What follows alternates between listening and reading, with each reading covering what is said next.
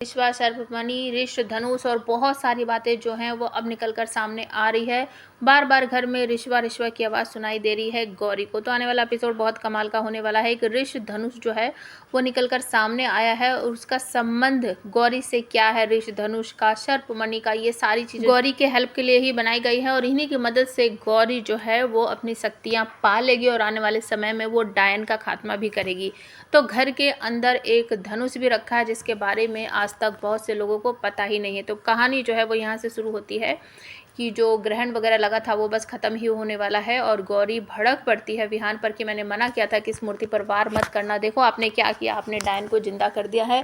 अगर आप ऐसा ना करते तो ये मूर्ति बने ही खड़ी रहती। आपने इसको अपना खून दे दिया, इसको इसका वंश का खून मिल गया और अब ये कुछ ही पलों में जिंदा होने वाली है। हमारे पास सिर्फ 1 घंटे का समय है, तो हमें जो करना होगा वो अभी करना होगा। तो आप सबको देखने को मिलेगा कि सारा परिवार कहता है मिलजुल कर कि हमने इस डायन को पहले भी हराया था और अब दोबारा से हरा देंगे। हमारे पास 1 घंटे का समय है, उसमें हम तैयारी कर लेते हैं जाकर और सब घर के अंदर आ जाते हैं भाग भाग कर। और सबके पास अलग अलग तरह के औजार हैं, हथियार हैं।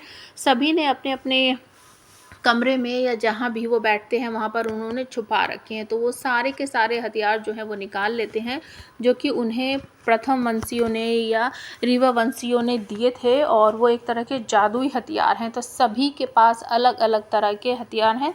सब अपनी इकट्ठा करके अपने हाथों में लेकर बाहर आ जाते हैं और गौरी को बताते हैं कि किस तरीके से हमने सालों पहले कामिनी डायन को हमने उसे मूर्ति में बदला था और इस बार भी हम उसे हरा देंगे। तो यहाँ पर विहान की जो चाची जी है वो कहती है कि ये कामिनी जो है ना, इसको हमने पहले भी मार तो नहीं सके थे लेकिन हमने इसको बंदी तो बना लिया था, लेकिन इस कामिनी का कामिनीपन देखो ये फिर से वापस आ गई और इस बार तो हम इसे मारकर ही दम लेंगे। तो यहाँ पर वीना भी कहती है कि वो कामिनी जो है उसकी जादुई शक्तियाँ हम पर इतना प्रभाव नहीं डालेंगी या हमारा नुकसान नहीं कर पाएंगी। वो सिर्फ छल से हमें नुकसान पहुंचाने की कोशिश करेगी, लेकिन हम उसे आसानी से हरा सकते हैं क्योंकि हम सब एक साथ हैं। तो मिलजुल कर हम उसे हरा ही देंगे। अब यहाँ पर वीना जो है वो सारी बातें समझा रही होती है, तभी अचानक से दूसरी तरफ आपको देखने को मिलता है कि जो सिया है वो हर्ष के साथ किसी जंगल में है और वहाँ जाकर वो किसी चीज़ को ढूंढने की कोशिश कर रहे हैं, मतलब कि सर्पमणि को। सर्पमणि के बारे में ये कहा है सिया ने कि रिश्वा एक ऐसी इकलौती इंसान है जो कि डायन को हरा सकती है और डायन को हराने के लिए उसको सर्पमणि की ज़रूरत पड़ेगी जो कि मेरी है। वो मुझसे खो गई थी, मुझे उसे ढूंढना है और इतने सालों से मैं यहाँ पर आती जाती रही हूँ लेकिन वो मुझे कभी नहीं मिली है। लेकिन जितनी मैंने रिसर्च किया उसके हिसाब से वो इसी जगह पर है। तो वो दोनों वहीं पर छानबीन कर रहे होते हैं। तभी वो आसमान की तरफ देखते हैं तो उन्हें भी एहसास होता है कि बहुत बड़ी उथल पुथल होने वाली है, या फिर एक तरह से कहें तो शायद आज डायन जो है वो जिंदा होने वाली है। तो हर्ष जो है वो तुरंत ही बोलता है कि हाँ, मुझे अर्जुन ने बताया था कि मूर्ति जो है वो उसमें बदलाव देखने को मिल रहे हैं और वो बदलने वाली है, मतलब कि वो इंसानी रूप में वापस आने वाली है। तो सिया कहती है कि ठीक है, चलो जल्दी से हम अपनी जो सर्पमणि है उसे ढूंढ लेते हैं। दूसरी तरफ आपको देखने को मिलेगा कि जो प्रथम वंशी हैं वो भी वहाँ पर आसमान की तरफ देखकर समझ जाते हैं कि कुछ ही घंटों में डायन अपने इंसानी रूप में वापस आ जाएगी।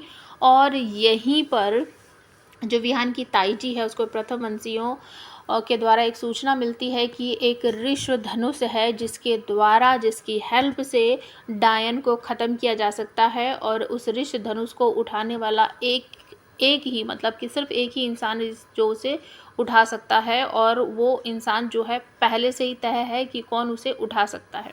तो इसी के बारे में घर पर जब सब चर्चा कर रहे होते हैं तो अलग अलग युग के बारे में वो बताते हैं कि अर्जुन ने ये उठाया था, वो उठाया, मतलब पूरी हिस्ट्री जो है वो यहाँ पर समझाने की कोशिश करती है वीना अपने परिवार को। और यहीं पर बीच में ड्रामेबाजी करने आ जाता है अर्जुन कहता है ऐसी क्या बात है, मैं तो इसको यूं ही चुटकियों में उठा देता हूँ। और वो अपनी नौटंकी करता हुआ उस धनुष के पास जाकर उसको उठाने की कोशिश करता है, लेकिन उसकी बैंड बज जाती है क्योंकि वो धनुष उसके लिए नहीं है और वो उसे नहीं उठा सकता।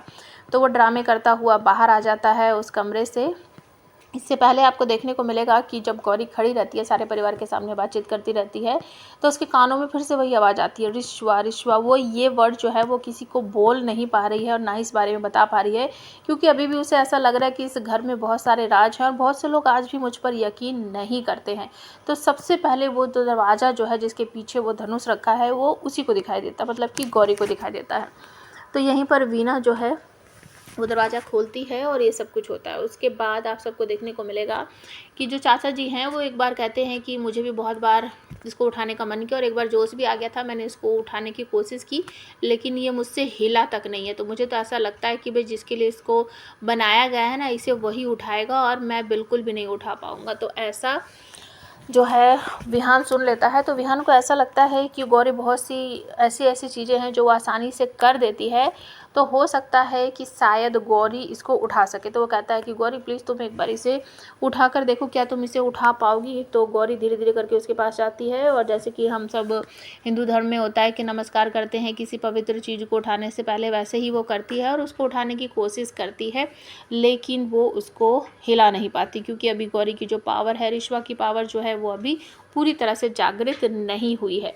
तो यहाँ पर विहान कह देता है कि चलो कोई बात नहीं गौरी, अभी के लिए इसे छोड़ देते हैं, आगे देखते हैं। तो आने वाले एपिसोड जो हैं वो बहुत ही कमाल के होने वाले हैं, क्योंकि गौरी की जो पावर है वो धीरे धीरे करके वो भी जागृत हो जाएगी। सिया को जो उसकी सर्पमणि है वो भी मिलने वाली है और कहीं ना कहीं अर्जुन और हर्ष की जो पावर है वो भी निकल कर सामने आने वाली है। मतलब कि इस घर में ये जो 6 लोग हैं इनमें स्पेशल पावर है, जैसा कि बचपन में दिखाया गया था। जब भी विहान बहुत ज़्यादा परेशान होता था और उसके पावर उसके कंट्रोल के बाहर हो जाते थे, तो उसके दोनों भाई और उसकी बहन ही आकर उसको कंट्रोल में करती थी।